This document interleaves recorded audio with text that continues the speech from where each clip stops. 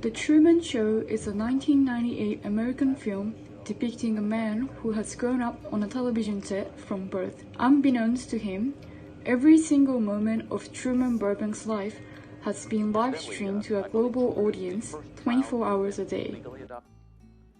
The looking glass self theory, coined by sociologist Charles Cooley, is a name given to the idea that a person's view of themselves is shaped by how they believe other people see them. Cooley outlines this theory on a base concept that human beings are inherently socialized and therefore inherently influenced by others. His theory extends beyond actions to perception. Not only do we act like others might, but the way we think they may perceive us is also a reflection of our own depth of judgment. The film documents Truman moving away from the bounds of his looking-glass self to a point where he is no longer solely focused on what he thinks others think of him. He finally begins to look around, and it is here that he suddenly notices the abnormalities of his reality. This early scene documents his initial behavior as being heavily subjugated to his looking-glass self, as all of us are. What's striking, however, is that the show's focus on him highlights his socialized self-consciousness. He seems to look around, adjusting his look and stance according to that which would be acceptable.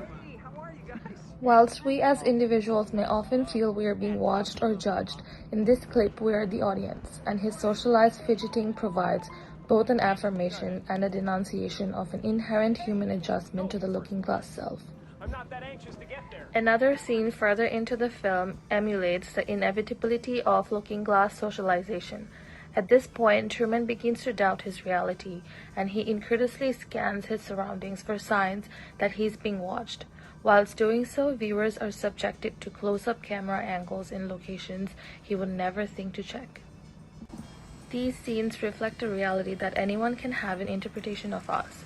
In fact, there are an endless number of angles one could perceive us from.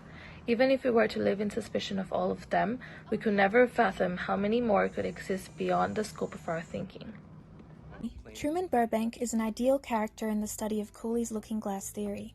This is because he lives in a simulated social context.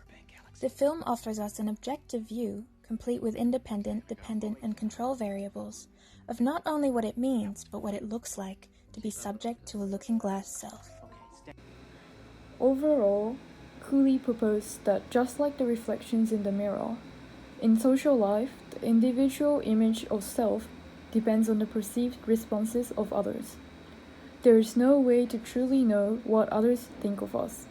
Just like in the show, when Christoph mentioned, "I know you better than you know yourself," Truman replies, "You never had a camera in my head."